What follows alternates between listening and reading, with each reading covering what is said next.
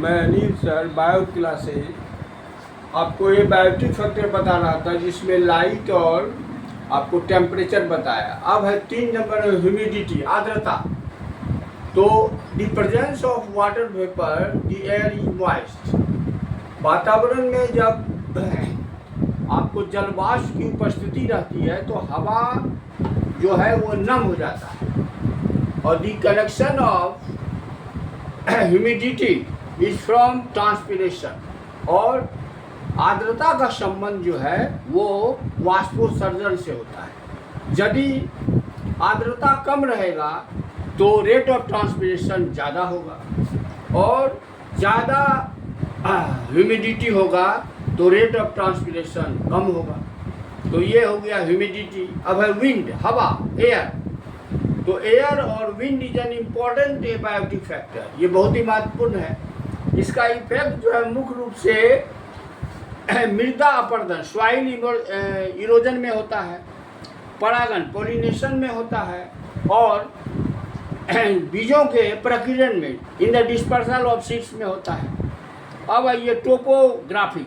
Topography में क्या होगा, इसमें इंक्लूड होता है कि किसी खास स्थान का आपको ऊंचाई और लैंड का ढलान और पौधे पर इसका किस तरह का रहता है और वहाँ किस तरह का पौधा लगता है, और उसके बीच में रिलेशन में जो चेंजेस है प्लांट पर, वही टोपोग्राफी का होता है।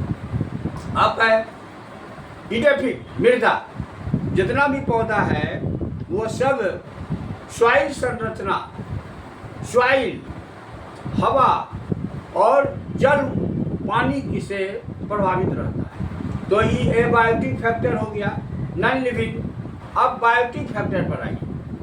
जैविक। Biotic factor are also affected to living organism. The different organism are correlated from one another. विभिन्न प्रकार का जो जीव है वह एक दूसरे से अंतर संबंध रहता है। दिस रिलेशन, ये रिलेशन अनेक प्रकार का होता है। इसमें फर्स्ट है सहजीवन, सिम्बायोसिस। इसमें 2 ऑर्गेनिज्म रहेगा और दोनों जो है बेनिफिटेड होगा एक दूसरे से। जैसे अलगी और फंजाई, कवक और शैवाल मिलकर लाइकेंस बनाता है। अलगी खाना बनाएगा और फंजाई उसको प्रोटेक्ट करेगा, तो लाइकेंस हो गया। फिर है पारासिटिज्म, परजीविता। यह जो है इसमें एक जो ऑर्गेनिज्म है वो डिपेंड रहेगा दूसरे ऑर्गेनिज्म पर, लेकिन उसको हानि नहीं पहुंचाएगा। इसमें फंगस आ जाएगा, बैक्टीरिया आ जाएगा और वायरस आ जाएगा। कॉमेंसेलिज्म। कॉमेंसेलिज्म क्या है, इसमें इस तरह का रिलेशन रहता है, एक ऑर्गेनिज्म को लॉस होता है और एक को फायदा होता है दूसरे को। दूसरा इसमें इपीफाइट्स आता है, ऑर्किड आता है, ऑर्किड में वेलामन टिश्यू होता है। फिर है प्रीडेशन। तो इस रिलेशन में क्या होता है, एक ऑर्गेनिज्म पूर्ण रूप से दूसरे ऑर्गेनिज्म को खा जाता है, भक्षण कर जाता है। तो इसमें जो है जूफिगस आता है, ऑर्थोटिस आता है, और अंत में है सेप्रोफाइटिज्म। इस रिलेशन में क्या होता है, कुछ ऑर्गेनिज्म जो है डिपेंड रहता है सड़े गले पदार्थों पर, और इसका एग्जाम्पल फंगस है। तो इस तरह का आपको बायोटिक और एबायोटिक बता दिए। और फिर तीसरा जो है टाइप बताऊंगा। Thank you.